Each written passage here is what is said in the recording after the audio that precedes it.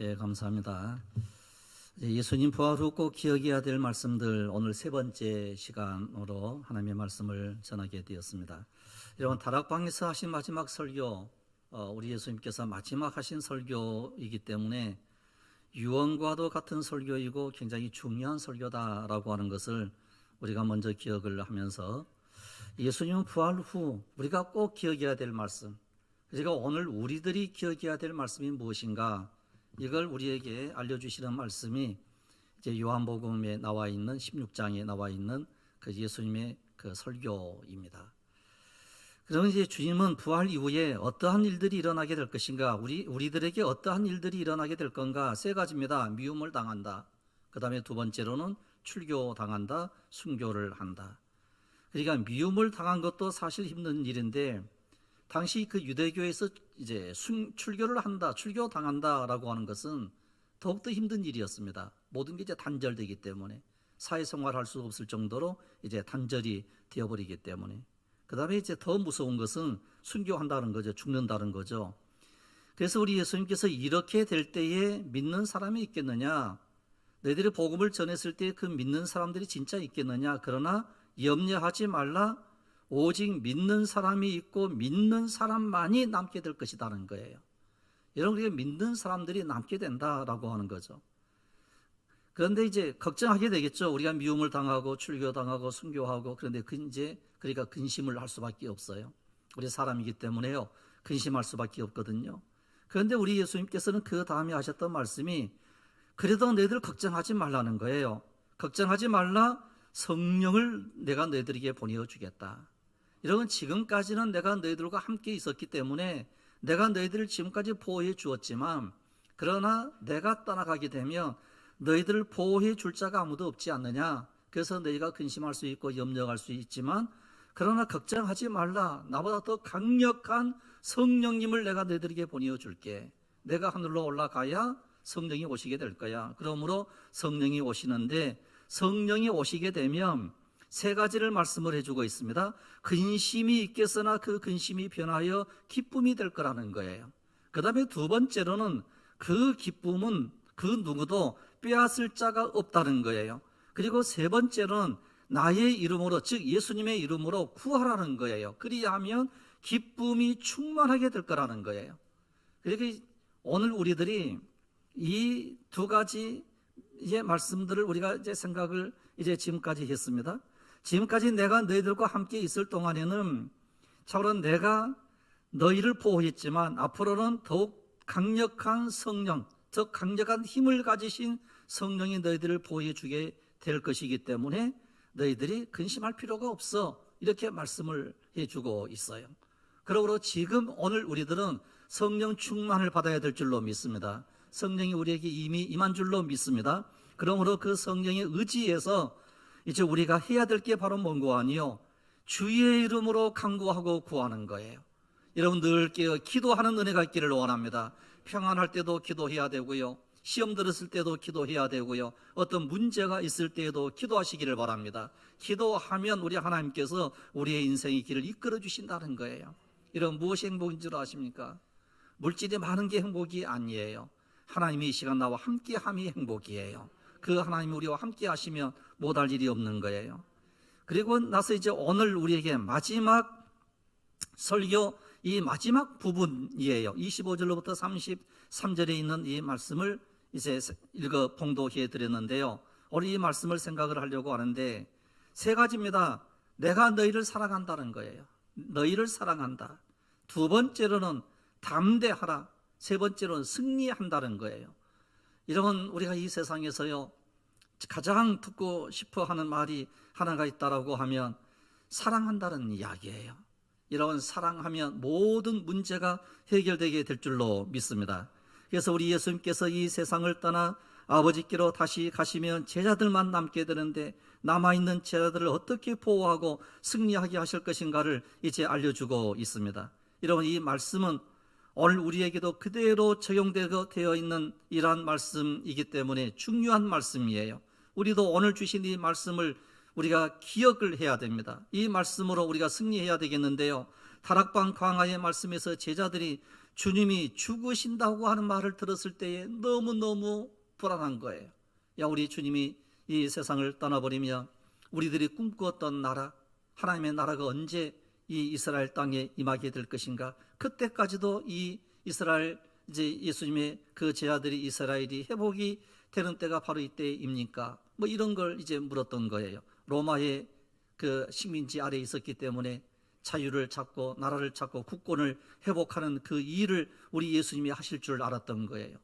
그런데 우리 예수님께서는 단순히 이스라엘 그 조그만 그 땅의 회복을 위한 것이 아니고 하나님의 영원한 나라를 회복하기를 원하는 그 강력한 능력의 말씀이 우리에게 있지 않습니까? 그래서 아버지의 영원한 나라, 그래서 하나님께서 다스리시는 통치하시는 영원한 천국의 나라를 우리 하나님께서 완전히 회복을 시켜주신다라고 하는 것입니다. 그런데 제자들이 그걸 아직까지도 깨닫지 못했어요. 그래서 주님이 떠나가시면 어떻게 할 것인가? 그래서 불안한 거예요. 이런 불안이라고 하는 것은요, 제자들이 참으로 이제 주님이 그들의 길을, 그 곁을 떠나간다고 했을 때 제자들이 느꼈던 그 심리적인 상태인데요. 주님이 나를 지금까지 보호해 주셨는데 앞으로는 주님이 나를 보호해 주시지 않는구나 라고 하는 이와 같은 불안감이 이제 제자들에게 있었던 거예요. 그래서 요한복음 14장 1절에서 이런 말씀들이 나오죠. 너희가 마음에 근심하지 말아야 돼. 내가 너희들 고아처럼 버려두지 않을 거야. 뭐 이런 말씀들도 이제 우리 예수님께서 해주시면서 이제 여러 가지로 격려하고 위로하고 축복을 했던 거예요. 예수님께서는 불안에 떨고 있는 제자들에게 하나님을 믿으니 또 나를 믿으라라고 처방을 내려주세요. 여러분, 왜 우리가 불안합니까? 때로 우리가 이 세상에 사는 날 동안에요, 불안감이 괜히 찾아올 때가 있어요. 그냥 아무 문제도 없는데 마음이 불안할 때가 있어요. 이런 불안은 왜 찾아오게 되는가 하니 믿지 못하기 때문에 오는 거예요. 이런 평안은 믿음으로 얻는 것이라고 하면 여러분, 이 불안이라고 하는 것은요, 불신앙 때문에 오는 거예요. 이런 모든 불안과 근심과 걱정과 염려를 떨쳐버리는 이와 같은 은혜가 우리 가운데 있기를 원합니다. 그래서 요한복음 14장 27절에 주님이 주시는 평안이 세상이 주는 평안과 같지 않다고 말씀을 하시면서 마음에 근심도 말고 두려워하지도 말라 우리에게 말씀하신 그 이유는 성령을 내가 너희들에게 보내줄게. 그래서 우리가 늘 간구하고 기도해야 될 일이요, 성령 충만함이라고 하는 거예요. 이런 축복은요, 평안과 기쁨이 있는 거예요. 아무리 많은 것을 얻었다 하더라도 불안하면 힘이 든 것입니다. 예수님께서 우리를 보호해 주시고 지켜주시는 방법이 무엇인가를 이제 이 시간 잠깐 생각을 하려고 하는데요. 오늘 말씀을 보시면 이런 말씀이 나와요. 이것을 비유로 너에게 일렀거니와 때가 이르면 다시는 비유로 너에게 이르지 않고 아버지에게 대한 것을 밝히 이르리라, 이런 말씀이 나와요. 이런 이 비유라고 하는 이 표현이 나오거든요. 이런 왜 비유로 말씀하시는 거 아니요, 예수님께서 제자들 보호하시기 위하여 비유로 말씀하신 거예요. 이런 조금 이해하기 힘드시죠? 쉽게 뭔가를 설명하기 위해서 비유로 하셨다, 이 맞는 이야기예요. 그런데 그 더 깊은 곳에는 바로 뭐가 있는 거 아니요, 우리를 보호해 주기 위해서 그러는 거예요. 이런 왜 보호를 해 주시는 거 하니, 예를 들면 이렇습니다. 뭐 요즘 어떤 트로트 하는 16살짜리 뭐 유명한 그 가수 있죠. 걔가 이제 오토바이, 돈이 많으니까 오토바이를 타는 모양이에요. 오토바이를 타고 이제 그냥 자동차 전용 도로로, 고속도로로 그냥 들어갔던 것 같아요. 그래가지고 이제 제지를 당하고 뭐 방송에 떴잖아요. 이런 돈도 있어요. 오토바이도 있어요. 그리고 운전도 잘해요. 그런데 들어가지 말아야 될 곳을 간 거예요. 왜 가지 말아야 될 곳에 들어갔느냐 그랬을 때에 알지 못해서 갔던 거예요. 알지 못하기 때문에. 그래서 이제 그것을 그대로 방치하고 내버려 두면 나중에 그냥 고속도로 쉥 달려가다가 사고 나면 어떻게 돼요? 죽는 거예요. 그런데 그러기 전에 내가 너에게 일러줄게, 내가 너에게 법적으로 알려줄게, 이러는 거예요. 그게 정부가 잘한 거예요. 내가 너에게 알려줄게, 너 거기 들어가면 죽는 거야. 그래서 이제 알려주는 거거든요. 미성숙했을 때에 비유를 통해서 말씀해 주시고 그 말씀을 통해서 우리를 보호해 주시기 위한 하나님, 우리 예수님의 처방이라는 거예요. 이런 때로는요, 이 여러 이단자들이 많이 있는데 보통 어디에서 전부 걸리는 거 아니요? 이 비유풀이라고 하는 이것에서 걸리는 거예요. 엉뚱하게 막 비유를 내서 그래요. 그런데 우리 예수님께서 이 복음을 전하시게 됐을 때에, 초창기 때 예수님이 초기 사역을 하시게 됐을 때에는 많은 비유를 냈어요. 그런데 우리 예수님께서 십자가 상에 못 박혀 돌아가시 그 전에는요, 비유를 안 해요. 직접 말씀하시는 거예요. 이제 예수님의 제자들이 어떠했는고 하니 성숙하고 자라났다는 거예요. 여러분, 성숙하고 자라나게 되면 비유로 말할 필요가 없어요. 직접적으로 얘기를 해도 되는 거예요. 이런 우리가 잘 받아들이지 못하고 이해하지 못하고 그랬을 때에는 간접적으로 이야기를 해요. 상처받지 않도록 간접적으로 얘기를 해요. 그런데 이제 성숙하고 자라난 거예요. 그랬을 때 직접 얘기를 하면서 그렇게 하지 말아야 돼. 그랬을 때에 오 아멘 하고 이해를 하고, 그리고 더 이상 다툼도 일어나지 아니하고 안전하게 보호를 우리가 받는 거예요. 이런 초창기 때는 우리 예수님께서 씨 뿌리는 비유, 이제 여러 가지 많은 비유들을, 천국에 대한 비유를 이제 하셨는데, 그때에는 이 비유로 말씀하실 수밖에 없는 거예요. 천국이 어떠한 곳이다. 그런데 우리 예수님께서 3년 이제 이상의 이런 이제 마지막 사역을 다 하실 때에는 뭐라고 말씀을 하시는 거 아니, 이제부터는 내가 피로 말하지 않을게. 29절에 제자들이 말하되 지금은 밝히 말씀하시고 아무 피로도 하지 아니하시니 그랬어요. 왜 지금은 피로 말씀하지 않습니까? 그랬을 때에 이제 너희들이 다 안 거야. 너희들이 전부 이해할 수 있지 않니? 내가 십자가를 짊어지고 골고다 언덕에 올라가 다 죽임을 당하고 내가 사흘 후에 내가 다시 부활하게 될 것을 너희가 진짜 믿고 있지 않느냐? 그런데 이제 부활을 하고 그리고 부활 이후에 이제 너희들이 진짜 알아야 될 것이 있는데, 그 알아야 될 그것을 내가 직접 이야기해 줄게. 성령이 오신다. 그리고 성령의 이끄심을 통하여 너희들이 승리할 수 있다. 이걸 알려주는 거예요. 비유로 말씀하지 않아요. 직접 알려주시는 거예요.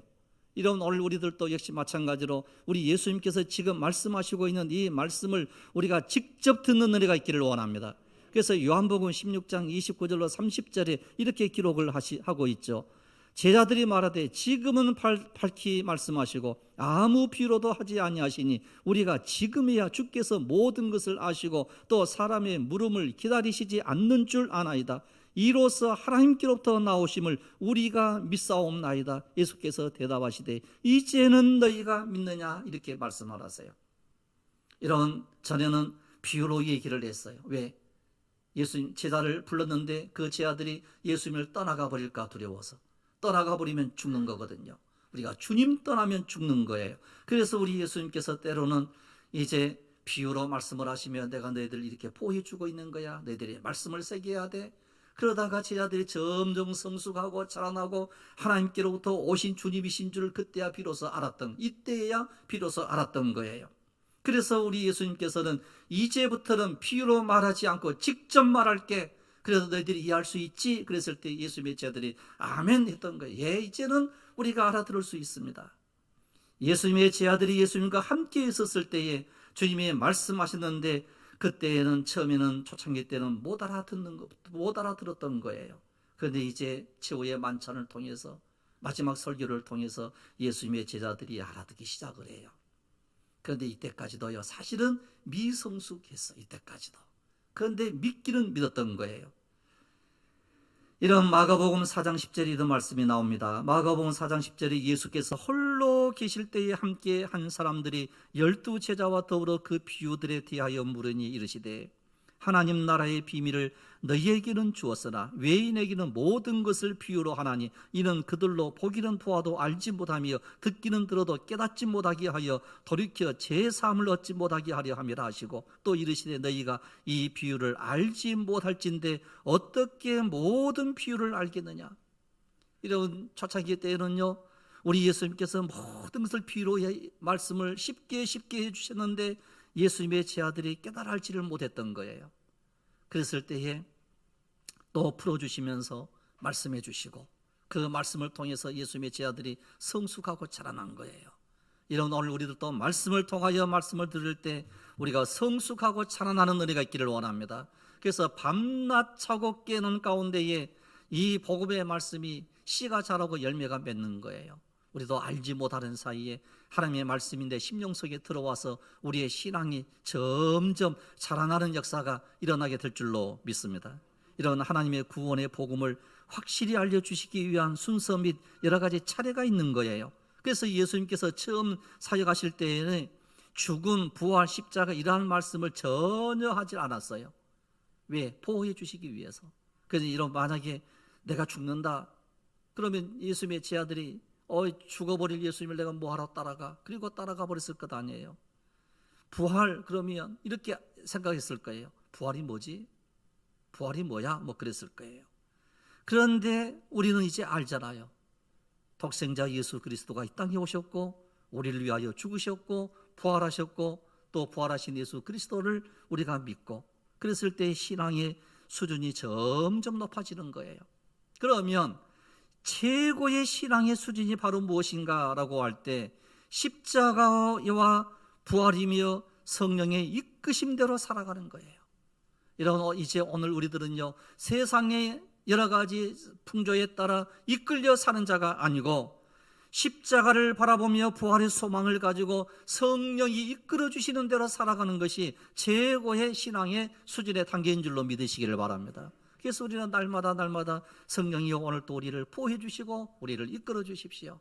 예수님의 12 제자들이 마치 예수님과 더불어 함께 생활하고 함께 이야기하고 함께 음식을 나누고 그랬을 때에 최고의 모습이거든요.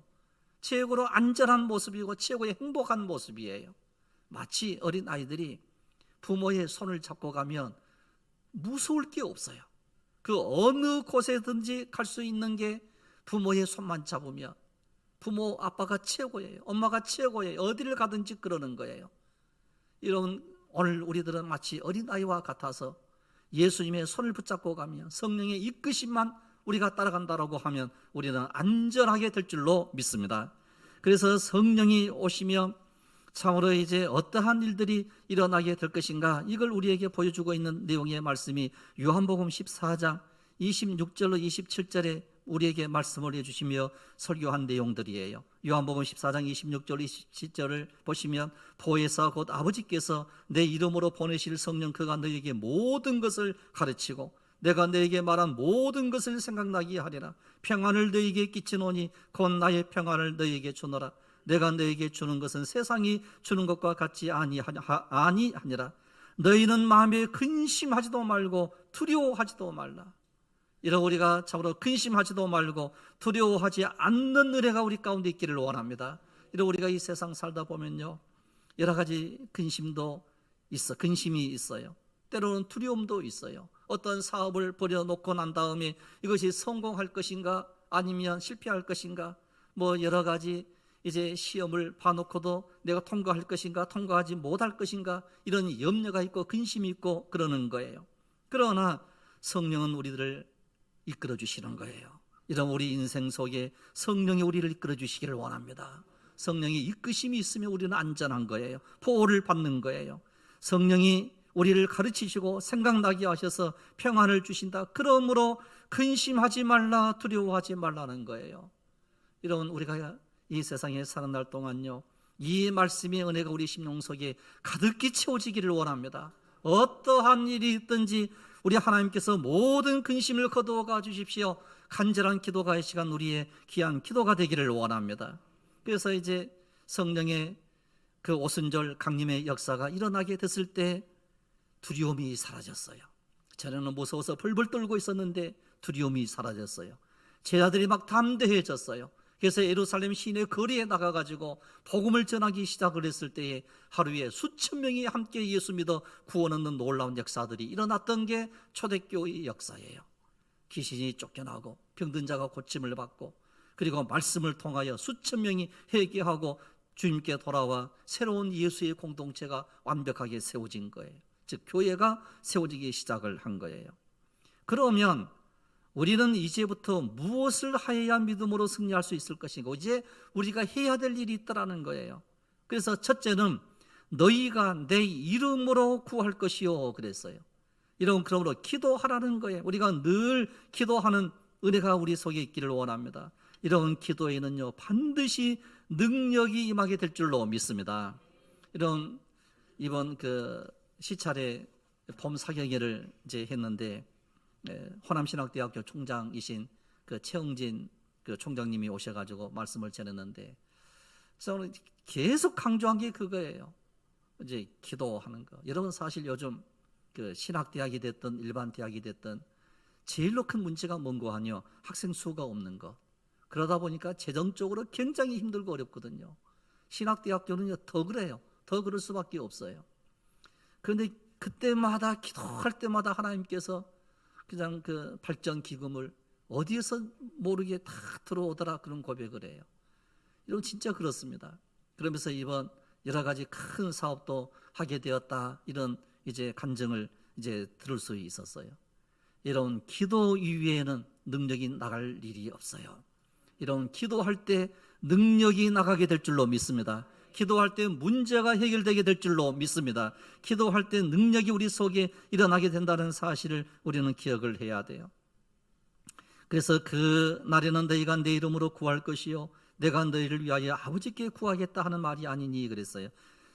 너희를 위하여 아버지께 구하겠다는 말이 아니다. 내가 즉 예수님이 너희를 위하여 아버지께 구하겠다 하는 게 아니라는 거예요. 즉 예수님이 너희를 위하여 하나님께 구한다 이 말씀이 아니고 직접 알려주고 있어요.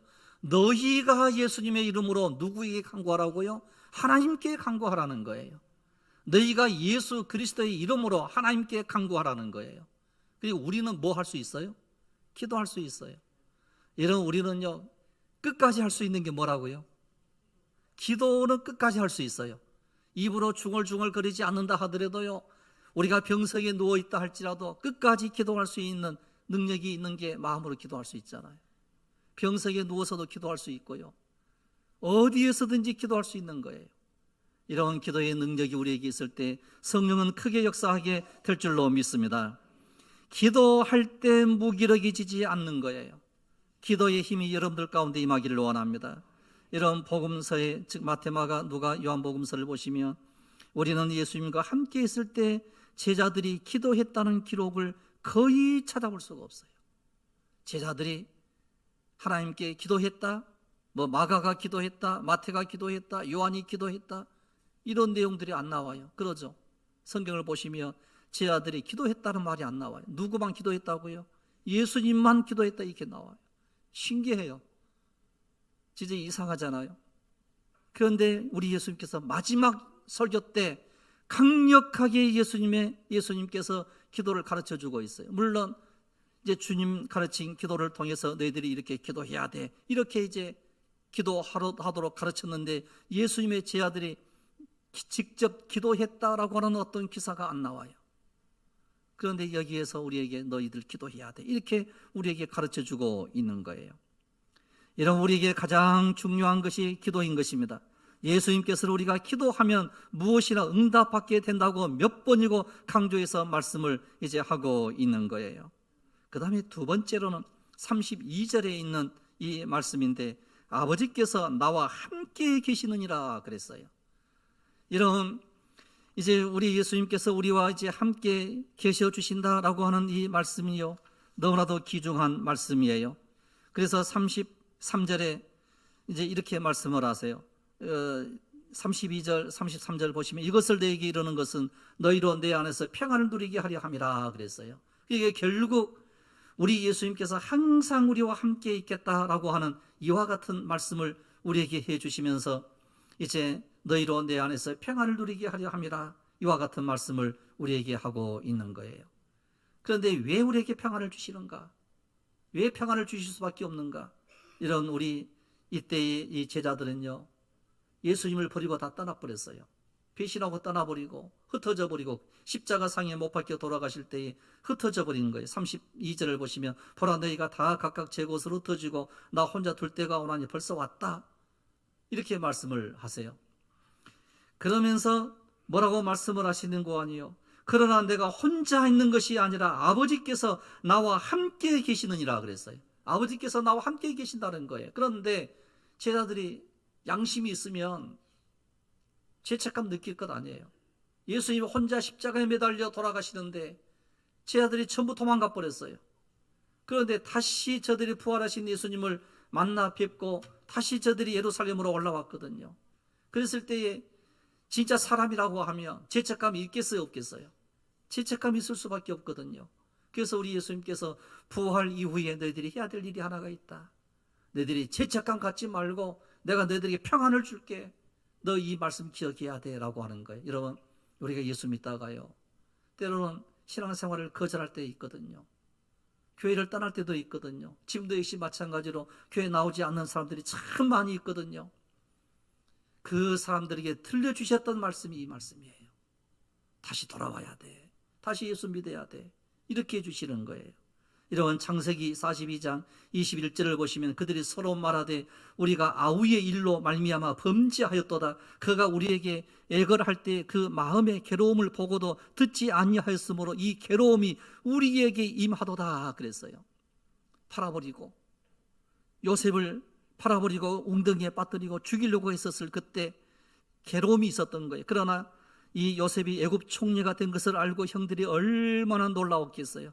아마 이제는 죽었다고 생각을 했어요. 그런데 이때 요셉이 한 말이 바로 뭔고 하니요, 창세기 45장 그 5절에서 당신들이 나를 이곳에 팔았다고 해서 근심하지 마소서, 한탄하지 마소서, 하나님의 생명을 구원하시려고 나를 당신들보다 먼저 보내셨나이다. 마치 예수님께서 제 아들에게 해주셨던 말씀하고요, 이 요셉이 자기 형들에게 했던 말씀하고요 똑같은 말씀이에요. 이 말씀을 오늘 우리에게 그대로 적용시킨다라고 하면 때로는 우리가 예수님의 마음을 아프게 할 때도 있었고, 때로는 우리가 잘못되게 신앙생활할 때가 있었고, 때로는 잘못된 부분들이 우리에게 너무 많은 거예요. 그때에 우리가 뉘우치고 회개하고 다시 하나님께로 돌아왔을 그때에 죄책감 가지지 말고 평안 가지라는 거예요.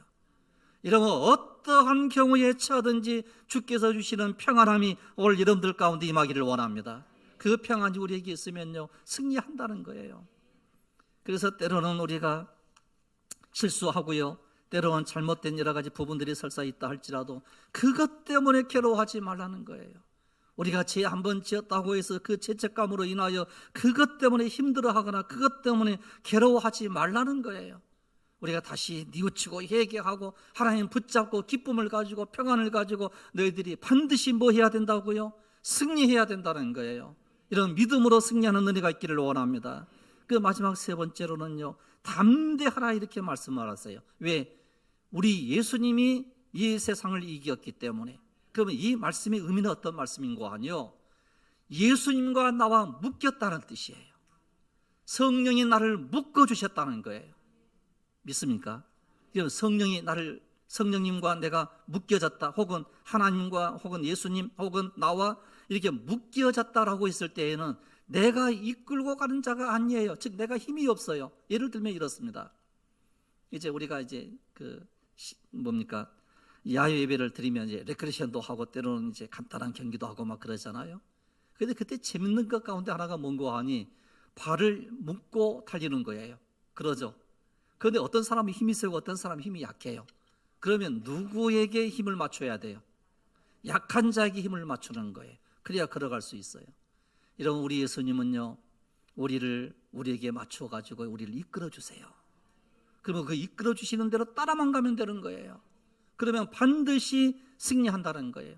그래서 오늘 너희가 환난을 당하나 담대하라, 내가 세상을 이겼노라, 이 말씀은요, 우리 예수님께서 우리가 이 세상에 환난 당할 수 있어요. 그러나 예수님과 나와 이게 묶여 있는 거예요. 묶여 있다라고 하면 우리가 주님만 따라가면 승리한다는 거예요. 그래서 우리는 절대 패배하는 자가 아니라 모두가 다 예수 안에서 승리하고 참으로 우리 하나님께 영광을 돌리는 이와 같은 믿음의 사람들이 다 될 줄로 믿습니다. 그래서 우리 예수님께서 마지막 우리가 꼭 기억해야 될 것, 주님이 우리를 사랑한다는 말씀이시며 기도해야 된다고 하는 말씀이며 그리고 담대하면 반드시 승리한다는 거예요. 그래서 이 말씀을 기억함으로 험한 세상에서 승리하는, 믿음으로 승리하는 귀한 여러분들이 되시기를 주님의 이름으로 축원합니다. 기도드리겠습니다. 걸어가신 우리 아버지 하나님, 부활 이후에 제 아들에게 일어날 일들, 부활 이후에 오늘 우리들에게 일어날 여러 가지 모든 일들이 있을 그때에 너희들의 마음에 두려워하지도 말고 걱정하지도 말고 근심하지도 말고 참으로 이제 담대하여 깨어 기도함으로 참으로 승리하라고 우리에게 말씀해 주셨사온즉 우리가 늘 깨어 기도함으로 승리하게 하시고 말씀을 붙잡는 이것으로 인하여 승리할 수 있도록 은혜를 허락하여 주시옵소서. 저희들에게 날마다 성령의 공급함의 역사가 일어나게 하여 주시며 성령님의 강권적인 역사가 우리 속에 임하게 하옵소서. 우리가 기도하지 아니함으로 우리가 참으로 이제 얻지 못하는 이와 같은 경우가 너무나도 많습니다. 우리가 참으로 깨어 구하지 못하여 우리가 얻지 못할 때가 너무나도 많사오니 늘 간구함으로 저런 모든 기도의 응답의 역사가 열매가 주렁주렁 맺어지게 하옵소서. 할렐루야. 감사드리옵고 우리 주 예수 그리스도 이름으로 기도드리옵나이다. 아멘.